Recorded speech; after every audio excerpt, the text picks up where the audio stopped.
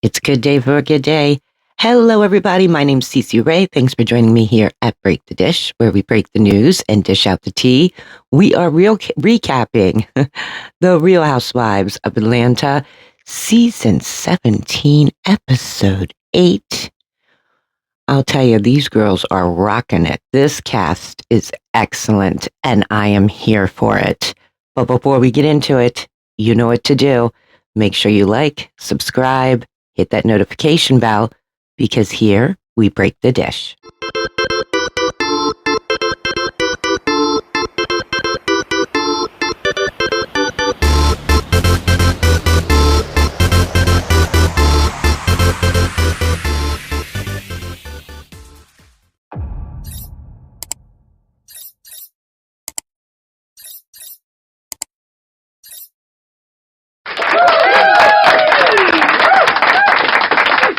We are recapping The Real Housewives of Atlanta, Season 17, Episode 8. We're picking it up right after the trip to Texas for Cynthia's gala, where it kicked off at the end there. So we see Kelli with her mom and her grandmom. They're sitting in one of her restaurants, and she's talking about how her Sandy Springs location, which I believe is her new location, isn't doing that well.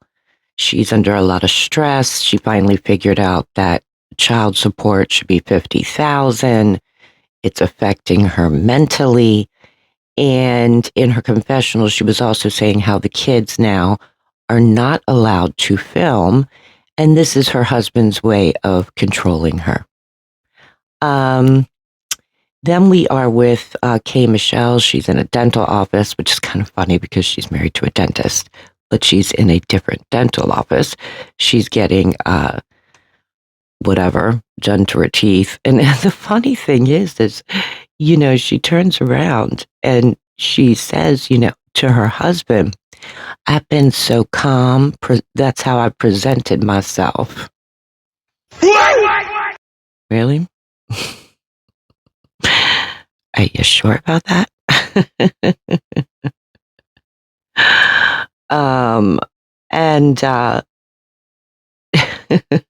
I just thought it was hysterical, to be quite honest.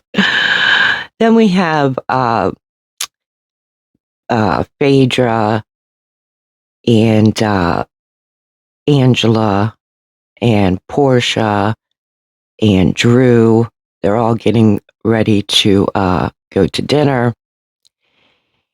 And I love these are your OGs, besides Cynthia, who she's like a friend of. These are the OGs of the cast, to be quite honest. Angela's got 2 seasons under her belt, but so, Portia's saying, wow, I really needed a rest after that Dallas trip. And, Phaedra right away goes in and says, look, I was with Kay Michelle and Kelli, and we were doing this pottery class, and she thinks that you and Drew are the one that's been plotting and scheming. And they recap it back, and she even says to Phaedra, like, you must have known too. Phaedra's like, look, I knew about this whole black thing, but that's all I knew. This time I think Phaedra might be telling the truth. I could be wrong, but that's what I think. And, Portia's like, these are like voices in her head. Kind of with Porsha on this one. She's like, I cared about her future, where she was going. Like, what's the problem here? And then even in her confessional, she says, like, it doesn't make sense. Like, I was plotting maybe on your happiness, on, having a good friend, and turning it all just doesn't I just don't understand what's going on here. And she keeps going and says, that it doesn't make sense holding down a friendship like that. Like, what am I now, the bully? Well, then of course Drew chimes in. She's like, am I the drama? I don't like Drew, to be honest. Then we see Porsha and her mom and her sister, and she's talking about how her daughter wanted this lizard. And she's talking to her sister about, yeah, Mike came down to the Dallas gala, and so extra points for him. And he was like kicking it up with the other husbands. But she said, I'm also dating somebody else, and it's a woman. And so now that's why she's like, so I'm kind of like going between the two right now, Anyway, so it was funny too, because her sister says, oh yeah, Mike was like just crashing out because he hadn't spoken to you in 3 days. So he winds up sending her a mariachi band. And you see this video of Porsha like dancing outside her house with this mariachi band playing. And then you see Dennis pulling up. Like he's always going to be around, So I found that was really cute. Anyway, so they go back and we're inside, and the guy comes with these, containers. They think he's going to pull a lizard out, but instead he pulls this huge, huge snake out. Well, everybody starts yelling and runs. I would have been out of there. Gone. Oh my goodness. So now we see Kelli at her house. She is, getting her daughter ready for college. I found this quite interesting because she sits her down and she makes her sign a contract that it's a responsibility to be a good student up in college, and she has to follow through with all her responsibilities. I think it's a great idea. I mean, I think maybe more parents should do that. Like, good job to Kelli. Good job. Seriously. I wish I would have thought of that. Not saying that my kids do bad in college because they're doing excellent. I'm just, putting it out there. Not every child's the same. So now we see Porsha and Sway. They're out on a date together. We find out that they actually met 9 or 10 years ago and exchanged numbers. And, they never really met up again. So, Porsha wound up like having a whole life, a boyfriend, like a baby daddy, a husband, you know what I'm saying? Like, but Sway asks her, like, do you think you could see yourself with a woman like for the rest of your life? And Portia's like, I'm exploring this, but I also am exploring someone else, and he is a man. And of course, Sway's like, but Sway wants a family, within the next year. She really wants to lock it down. She wants to carry the child, which is great for Porsha because Porsha doesn't want to carry a child again. I think she's open to having another child. She just doesn't want to carry it. And Mike really wants a family, and that's kind of like the deal breaker. But I think Porsha and Sway make a cute couple, actually. I really do. Now we're at Phaedra's healing event, water healing event, I should say. And we know that, Porsha's been a Reiki master for 3 years now. She's hoping that all this good energy somehow will heal the group. I don't know what she's thinking. On the way there, as a matter of fact, K. Michelle is chatting with Pinky. And she says, my ex called, we're friends. And he said, that he's been dealing with Porsha. And K. Michelle's like, you don't be pop locking and dropping on someone else's sausage. And that Portia's like, not a friend, because as a friend, you would have told me about it. But she says, I'm going to let her talk. I'm not going to talk on another woman's vagina. Like I'm not disrespectful like that. But, I'm not telling actually all the details. You know what I mean? Anyway, so, Phaedra is doing a sound bath and a meditation. She has all the ladies like floating on air mattresses in the pool. I think this is a great idea. Like, I would do this in a heartbeat, by the way. It did look so relaxing. There was like a flutist. They're doing the sound bath. They got the drums going. And here's Shamea's float losing air. And here, this is where the issue I have with K. Michelle. Because in her confessional right away, she was like, why is it Shamea's the one float that's losing air? Like, she's always paranoid, always looking for something. It couldn't be just the darn float's losing air. You know what I mean? But in her confessional, she says either Shamea has a lot of energy there or somebody's putting a curse on her. See what I mean? But anyway, so it did look really nice, though. So then Phaedra had this nice dinner table set up for dinner outside with candlelight and flowers. And, Cynthia had to leave because she had a flight, so she left early. And so when they all sit down, Kay says, look, I want to address everyone at this table, and someone told me about the plotting and planning and that it was Porsha, Phaedra, and Drew that they gave me that it was about. Porsha's like, I would have preferred that you just turned around and said to me, I don't want to be your friend.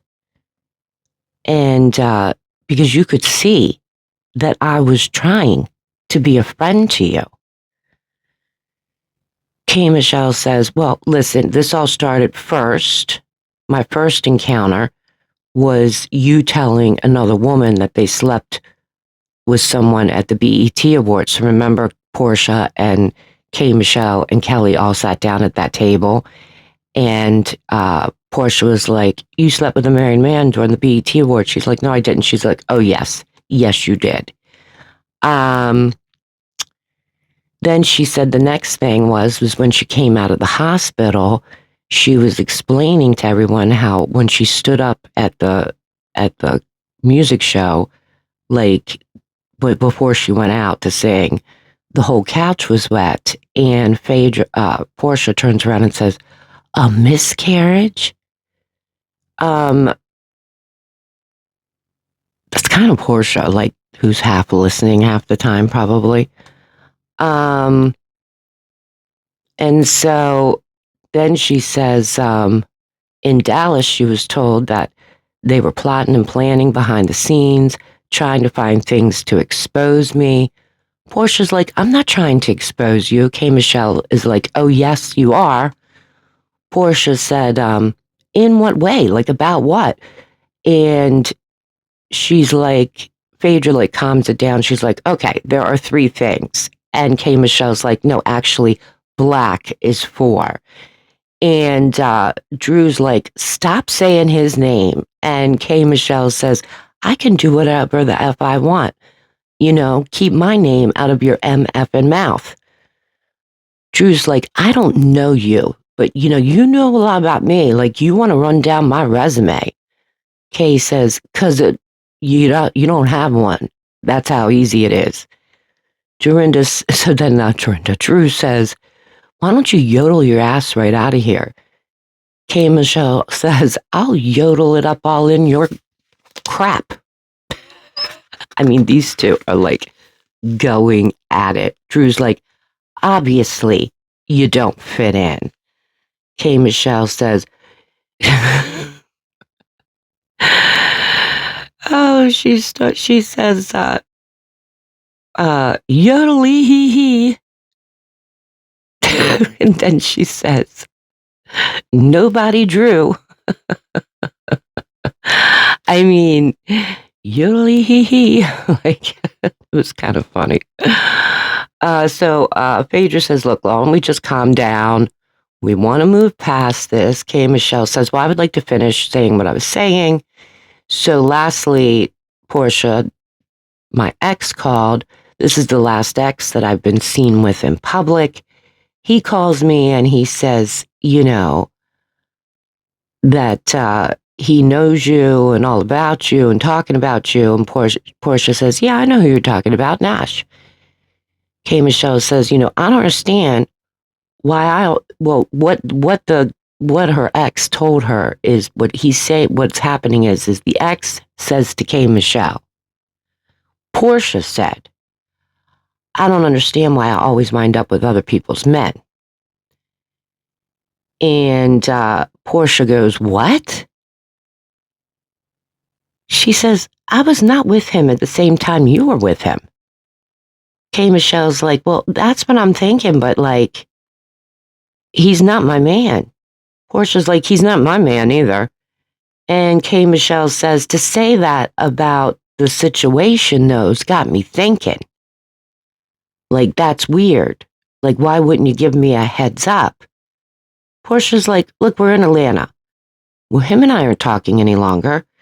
And, I didn't talk to him the same time as you.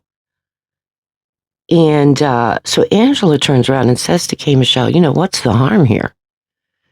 She's like, the harm is don't say my name. I don't want to be somebody's backstory. Porsha says, but Kay, you were my friend, so I was talking to a friend who he was a friend too, who had another friend that was a mutual friend. And K. Michelle says, you're dealing with my ex and you don't tell your friend? Porsha says, at the time that I was with him, you and I didn't even know each other. K. Michelle says, we were in a friend group and, that was close enough to talk to him. Porsha says, hold on, let's go back. So in K. Michelle's confessional, she says, you bring me into a friend group. You're not going to tell me that you're humping my ex? Like, my name isn't Fallon. She did kind of go there. Porsha says, we had no communication until you were coming into this group. There's nothing at all. Like, he's my friend. We used to date. The both of you were friends. You used to date. Like, there's nothing to tell. You're sensitive. Like, you've been trying to find something since day one. I'm agreeing with Porsha here on this one. I mean, this isn't girl code. Think about it. So, say I date this guy. And just a date. We just wind up being friends. Now, say he dates Jane Doe. They wind up dating. They just become friends. Now, down the line, I meet Jane Doe. This isn't girl code.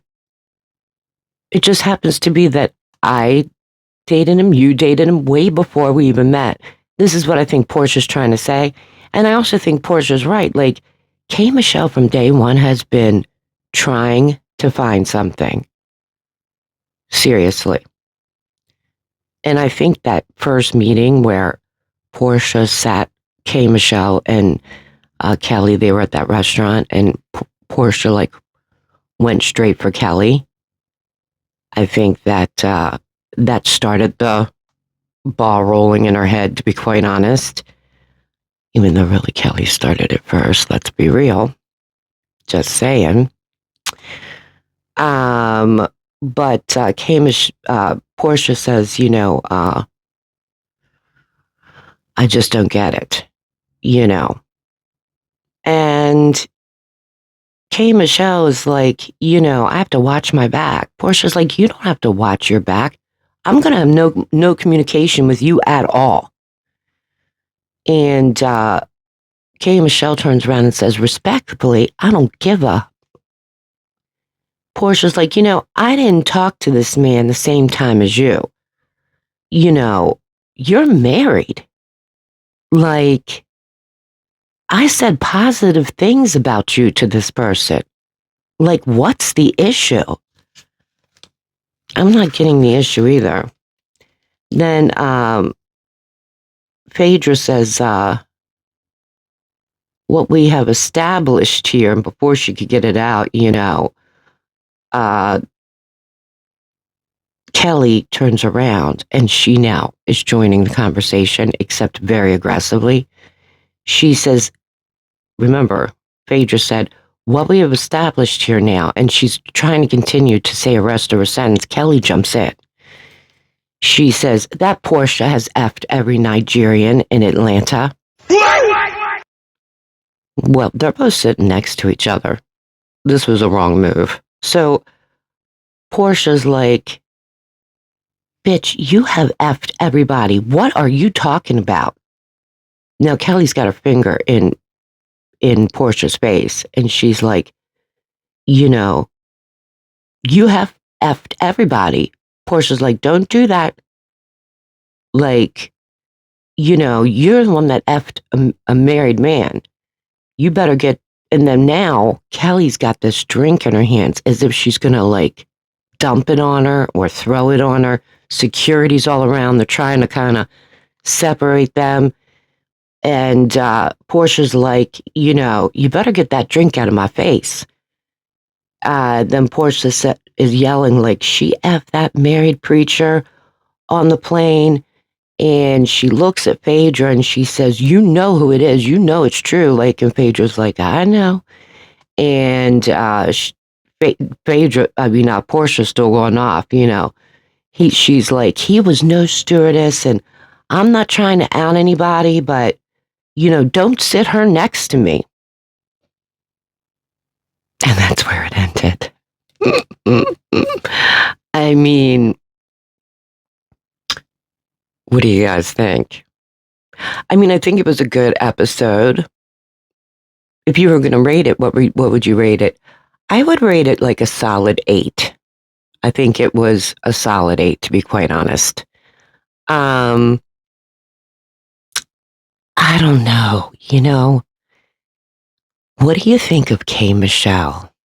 Listen, I think K. Michelle is a really good addition to the group, but I'm having a problem a little bit with K. Michelle, and I'll tell you why.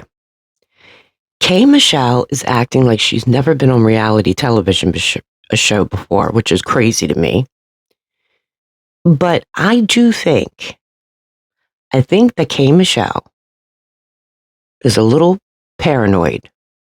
She can be jealous and a little paranoid. She's always thinking somebody's out to get her. Like her man's going to cheat, her friend's going to lie to her, like somebody is out to get her. And I'm not saying this doesn't come from past situations, but that was the mentality she came into this group. And so she's just reaching. I mean, let's just take, for instance, the Black situation. Like, Drew was on the Sprinter bus when she said, well, you know him. And K. Michelle was like, I don't know that man. And Drew kind of looked at her and she was like, oh, okay. Why Drew thought that K. Michelle knew him was because when Drew had her friend Black on her cell phone for 3.5 hours for this dinner, remember that, at Porsha's? When she brought the phone up to K. Michelle was like, hey, how are you doing? It's good to see you. And, Black was like, yeah, it's good to see you too. Like you're looking beautiful, my love, or whatever he said. So that made Drew think these two kind of know each other in some capacity.